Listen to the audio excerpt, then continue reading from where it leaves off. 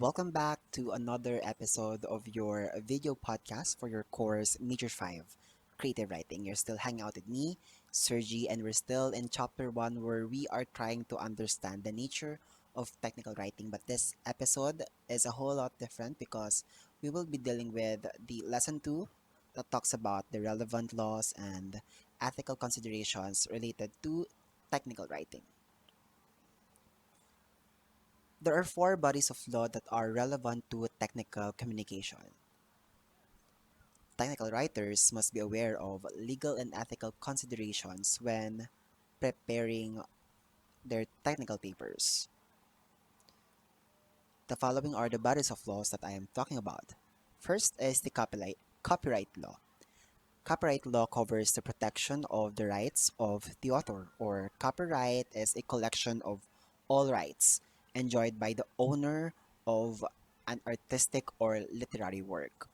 So you might be wondering, sir, what are considered copyrightable works in the Philippines? Under the Philippine law, um, original intellectual creations in the literary and artistic domain are copyrightable. So this include books, pamphlets, articles, and other writings, such as periodicals and newspapers. Even lectures, the sermons, the addresses, dissertation prepared for an oral delivery are considered copyrightable. Letters are also considered as copyrightable.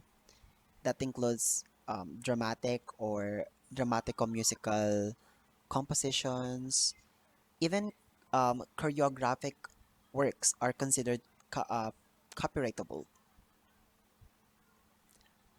It includes also the painting, architecture, sculpture, engraving, lithography, photography. These are works that are under this copyright law in the Philippines, and there's a lot more. So please, if you are really interested to know more about these works that are considered copyrightable, please, it's one Google away.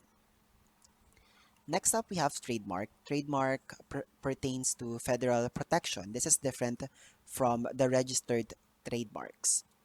Actually, trademark is can be found in the Republic Act number 8293, an act prescribing the Intellectual Property Code and establishing the Intellectual Property Office, providing for its powers and functions and for other purposes. So you can search about that. It's RA number 8293. Basically, it says that the state recognizes that an effective intellectual and industrial property system is vital to the development of domestic and creative activity, facilitates transfer of technology, attracts foreign investments, and ensures market access for the products. It shall also protect and secure the exclusive rights of scientists, inventors, artists, and other gifted citizens to their intellectual property and creations, particularly when beneficial to the people for such period as provided in this act, which is Republic Act number 8293. Next on the four bodies of law that we'll be discussing is contract law. Contract law covers written warranties on their implied warranties. And lastly is the liability law, which pertains to responsibilities or obligations of writers, especially claims that they made on their respective papers. So again, these are the four bodies of law that technical writers must be aware of: copyright, trademark, contract, and liability law. Let us now discuss the principles of ethical communication. I'm sure that you guys are quite aware or quite familiar with this one because this was discussed to you during your English 1 course, Purpose of Communication, the ethics of communication. But with our course, I'd like to discuss this or explain this in light with technical writing. You guys should know that technical writers are like researchers. Both writers take into consideration the bounds and limitations to things that they write. They carefully study the information to be presented, and they are aware that prudence has to be exercised. So, with that, allow me to give you the do's and don'ts of technical communication. Let's start with the do's of technical communication. First on our list is to abide by relevant laws. When you say abide, it means to accept, to follow relevant laws. Relevant When I talk about relevant laws, these are the four bodies of laws I discussed earlier. So if you've forgotten it, just pause this one and then rewind so you know what I'm talking about. Second bullet, abide by appropriate corporate or professional code of conduct. Um, as teachers, we have our own code of conducts, our code of ethics. So you have to be aware of that when you are writing something, that's very technical. For example, a module that you are practicing as well your ethics as teachers when you're writing something, when you're writing letters, for example, memorandum, or replying for something, or replying for a letter given by DepEd, by CHED, or even by parents, because they do that sometimes. Next on the bullet is to tell the truth. Of course, we have to always tell the truth, our side of truth, when we are writing technicalities.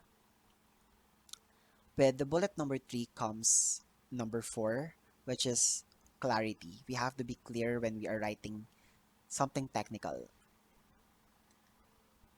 Next on the list is to avoid discriminatory language. I think my example for this one can also cater the bullet number two, because I came across with this issue that a teacher in Occidental Mindoro, if I'm not mistaken, or Negros Oriental, I forgot. Basta, one of the two province, one of the teachers there made a self-made module with Angel Locsin as an example of an obese person. Um, it's quite wrong. Like personally, I feel like we should not name names when we are using someone, or when we are using an example. And also, it's not part of, or it's like deviating the code of ethics of a teacher, and also that is somehow a discriminatory language to that prominent person. So yeah. Last on the list for do's of technical communication is to acknowledge assistance from others. Of course, writers should always think that their work needs improvement. Therefore, we should always open for a helping hand when we are writing. Like, we need someone to proofread our work, because when we read it by our own eyes, the tendency is that we feel like there's no ungrammatical there, because we feel like, because we do it ourselves, it's quite perfection. So it's not like that. I mean, that shouldn't be done. That shouldn't be the practice. We should always be welcome with a helping hand from others. Now let's proceed to the don'ts of technical communication. First is to avoid false implications. So do not confuse your readers. Next, avoid exaggeration. We are not writing a literary work here, so we are writing again a formal writing, a technical report, so we have to avoid exaggeration. Also, we need to avoid euphemism. Euphemism is like making something sounds right when it shouldn't be. Like writing about situations in seemingly good conditions even though they are not. So if it's really that bad, then write it like that. Like write it the way it is. And lastly, don't mislead your readers. I think that's to sum up this three bullets above it. So those are the do's and don'ts of technical communication. And that concludes our video podcast for chapter 1, lesson number 2, relevant laws and ethical considerations related to technical writing. This has been Sir G. Thank you very much for joining me for this episode. I'll see you on the next video.